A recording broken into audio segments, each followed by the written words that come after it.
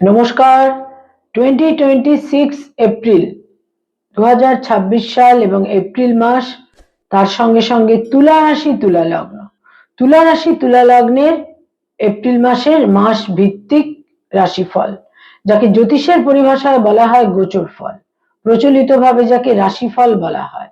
তুলা রাশি তুলা লগ্নের জাতক জাতিকাদের 2026 এর এপ্রিল মাস ঠিক কিরকম কাটতে চলেছে, কি ধরনের সময়ের মুখোমুখি তাদের হতে হবে, কি থাকছে কোয়ালিটি অফ টাইম আর সময়ের গুণগত বৈশিষ্ট্য।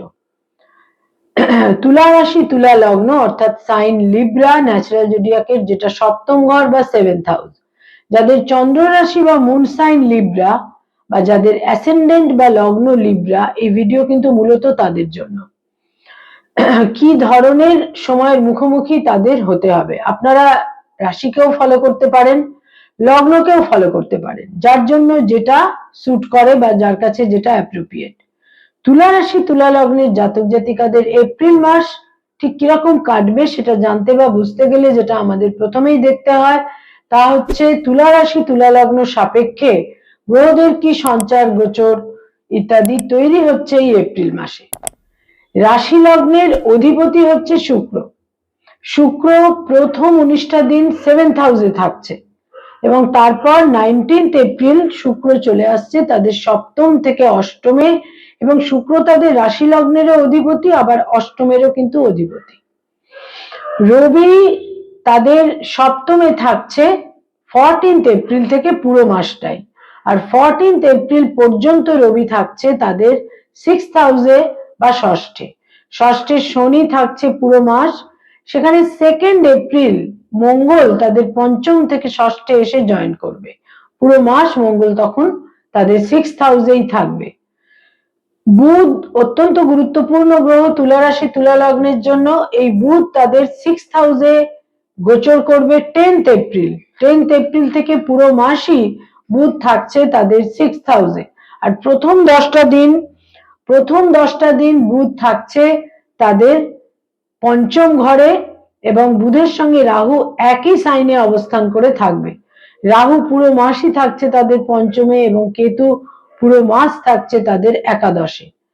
রবি তাদের সপ্তমে থেকে কিছু ডিফিকাল্টিস কিন্তু তুলা রাশি তুলা লগ্নের জাতক জাতিকাকে অতি অবশ্যই দেবে, সেটা মনে রাখতে হবে 14th এপ্রিলের পর থেকে। আর তুলা রাশি তুলা লগ্নের যেটা নবম ঘর 9th হাউস, সেখানে জুপিটার অতিচারী মার্গী গতির বৃহস্পতি পুরো মাসটাই অবস্থান করে থাকবে।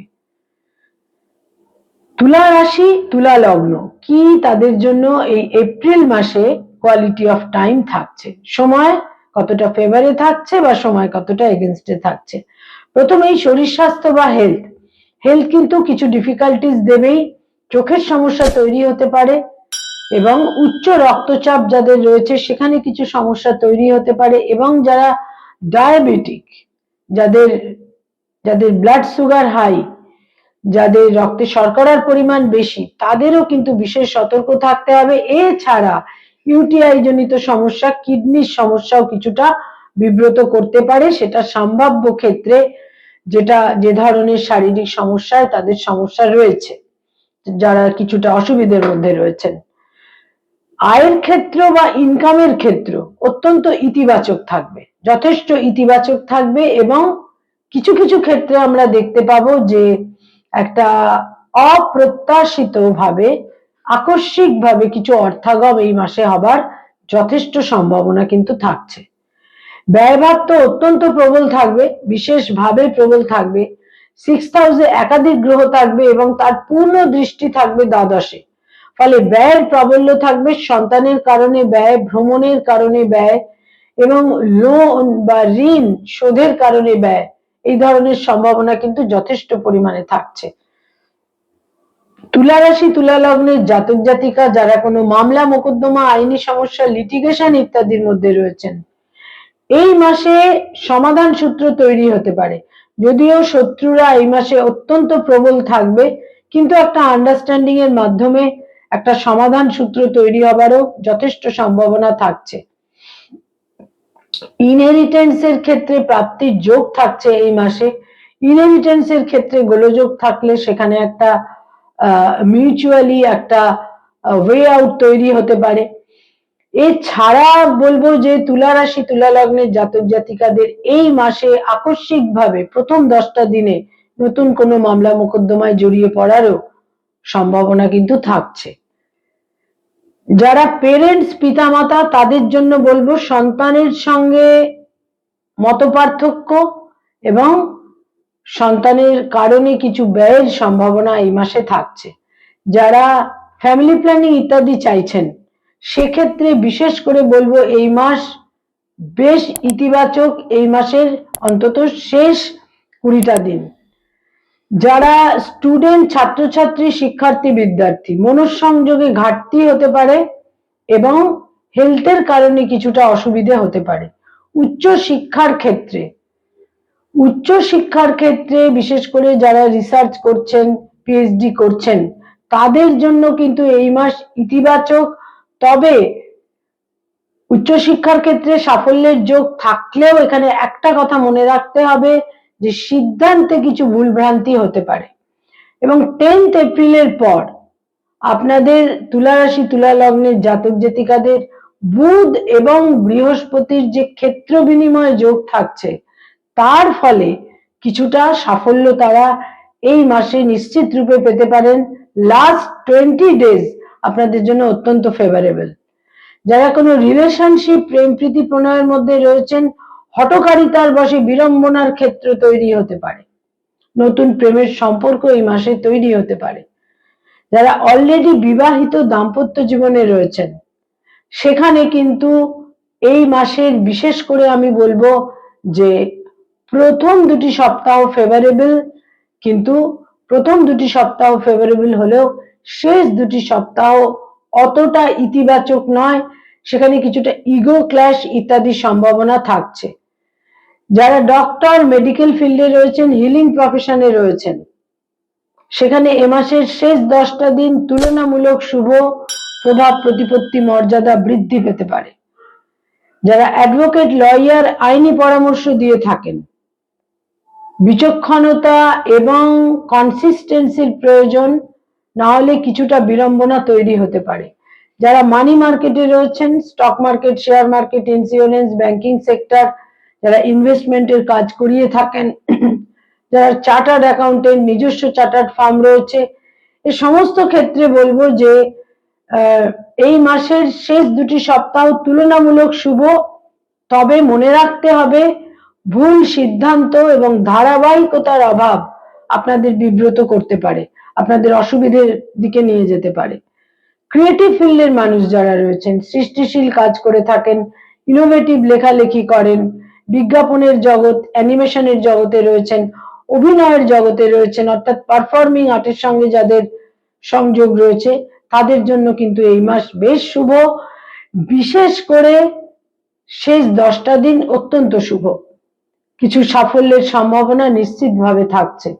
যারা hotel and hospitality tour and ট্রাভেলের ব্যবসা বাণিজ্যে রয়েছেন সেখানে কিছুটা আত্ম অহংকার আপনাদের অসুবিধার মধ্যে ফেলতে পারে, সেখানে কিছুটা কম্প্রোমাইজিং এবং নমনীয় হওয়া প্রয়োজন।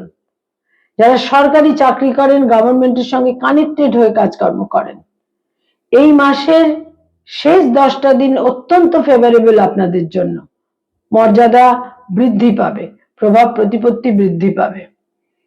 যারা বেসরকারি ক্ষেত্রে কাজকর্ম করেন তাদের জন্য প্রায় পুরো মাসটাই শুভ, তবে সিদ্ধান্ত নেওয়ার ক্ষেত্রে সতর্ক হতে হবে। এবং যারা নতুন জব সার্চ করছেন এই মাসের 19th এপ্রিলের পর সময় যথেষ্ট ফেভারেবল। যারা ব্যবসা বাণিজ্য করেন বিজনেস ওরিয়েন্টেড পিপল সেখানে নমনীয় হতে হবে, কিছুটা ফ্লেক্সিবল হতে হবে, আদারওয়াইজ সংঘাত তৈরি হতে পারে। যারা রাজনৈতিক ব্যক্তিত্ব পলিটিক্যাল ফিগার এই মাসের শেষ 10টা দিন অত্যন্ত শুভ, বিভিন্নভাবে ভাগ্যের সাপোর্ট এবং সময়ের ফেভার আপনারা পাবেন।